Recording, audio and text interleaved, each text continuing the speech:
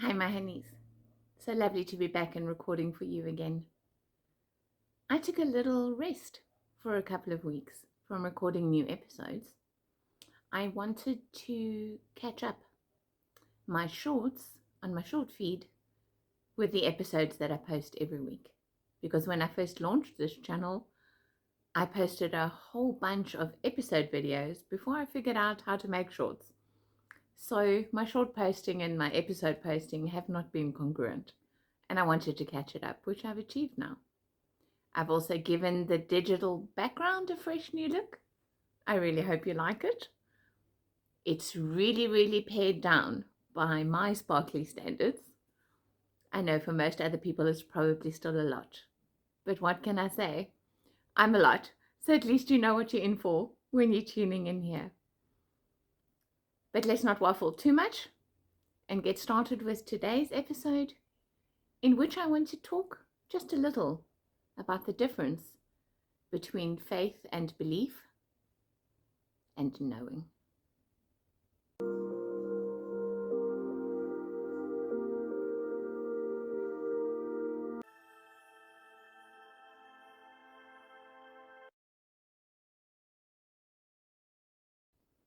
So, my honeys, we all have beliefs, right? A belief is not necessarily of a spiritual nature. It can be simply a thought that we've thought so many times that it has become something that we believe in, something that we're programmed with. So it's automatic to believe that. Thoughts that haven't been examined, ideas that we've adopted. These are all beliefs. Some beliefs are of a spiritual nature, and we refer to those as our faith-based beliefs. So what is the fundamental difference between beliefs and faith and knowing? And why does that distinction matter? Well, first of all, because a lot of beliefs are not our own, and we've never brought conscious awareness to them. We've never examined them. We've never asked ourselves with awareness if we truly do think that, if that is truly the truth for us. A lot of it is programming and conditioning. And secondly, to have faith in something, anything, is a manifestation of duality. Because in order to choose to have faith, there has to have been some doubt in the first place. So faith can become certain and sure, but usually it's not. Usually faith wavers. It's a bit of a roller coaster, somewhat like willpower. Sometimes our faith is strong, and sometimes it's not. Knowing, however, is sure. It's certain, and it's stable. And a lot of people think that they know this because they know about it. They've looked into the topic, right? But to truly know something is to be it. It's to have become it. So the example that I always use is that I know my name is Melissa. No one has to convince me that my name is Melissa. No one has to try and prove that my name is Melissa. I know my name is Melissa. There isn't a question about it. And anything that we want to be, anything that we choose to become, has to be on the same level of certainty, of knowing.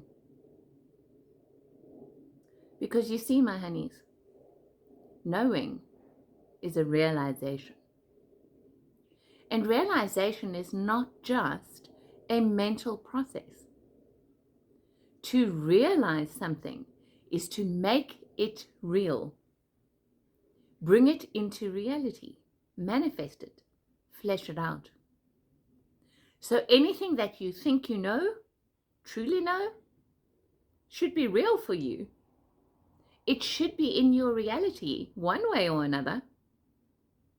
Or you're just kidding yourself that you know it to be true for you.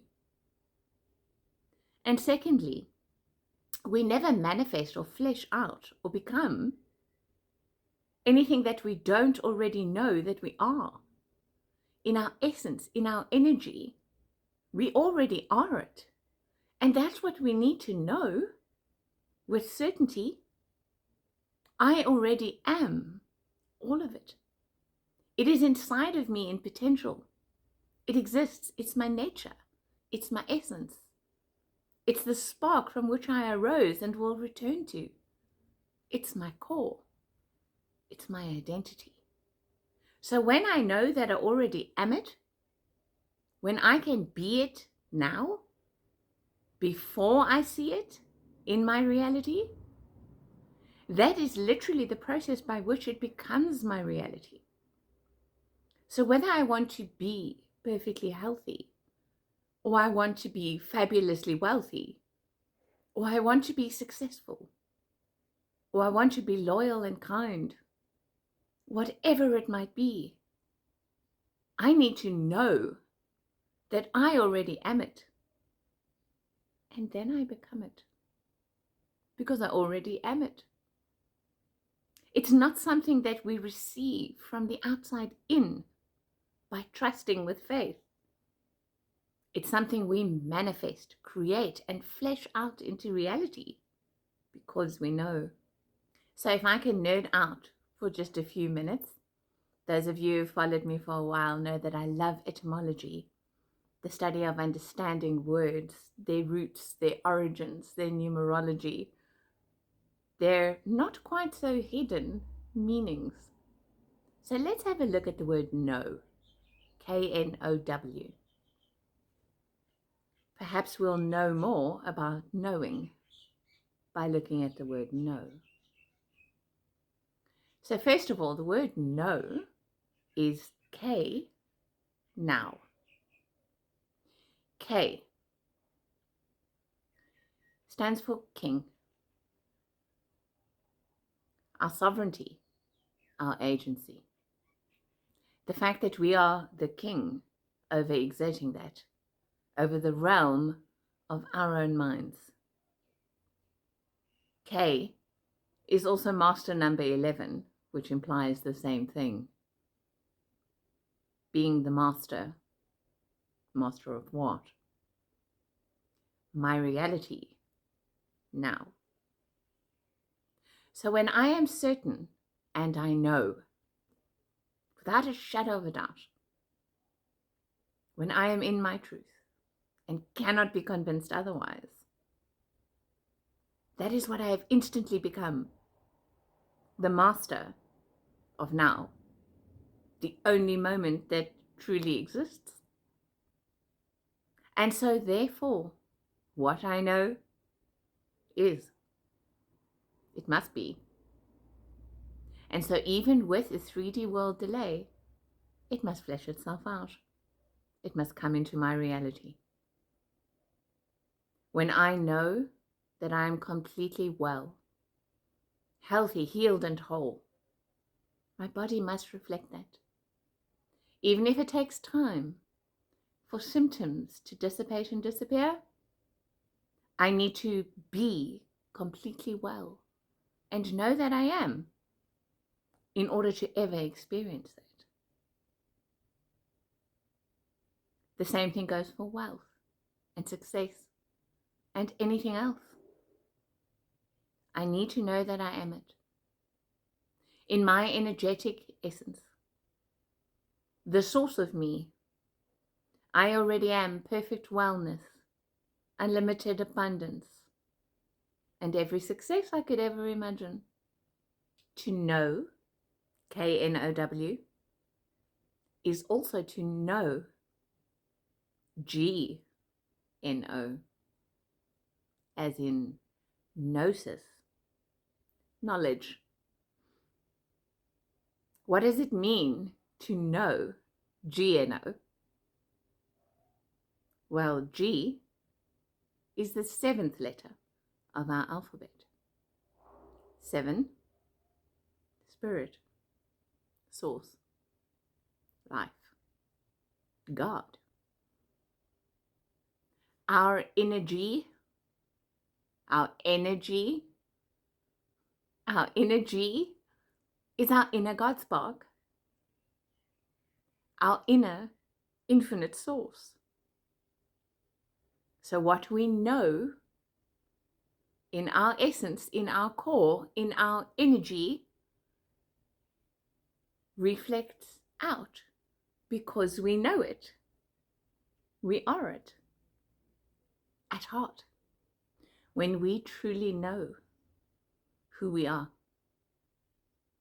where we come from, where we can only return to, when we know the nature of our being and our essence, the content of our spirit and our hearts, when we are it, we're guaranteed to experience it. We will be it because we are it. That is what becoming is. To be it is to have it come into reality. So my honeys, we have to know the truth. Identify with the truth. Wrap ourselves around our truth. Mentally, emotionally, psychically, energetically, physically, with no other options. And be completely certain of that. This is how we are blessed.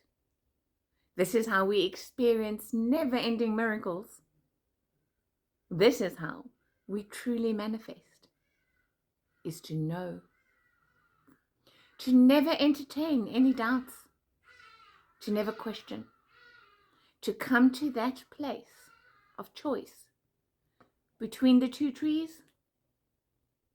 If you remember the biblical allegory in the garden, there was the tree of life, the truth. And then there was the tree of the knowledge of good and evil. So it's not a choice between good and evil, playing in the realm of duality, faith and doubt. No. The knowledge of the tree of life and the knowledge of good and evil, that is the choice. Do we want to play in a realm of duality, of polar opposites? Or do we want life and the fullness of it? This is the difference between faith, trust, and belief, all of which are good, and knowing. It is the truth that sets us free. That is my wish for you, my honeys. Because in the light of love, I see you well.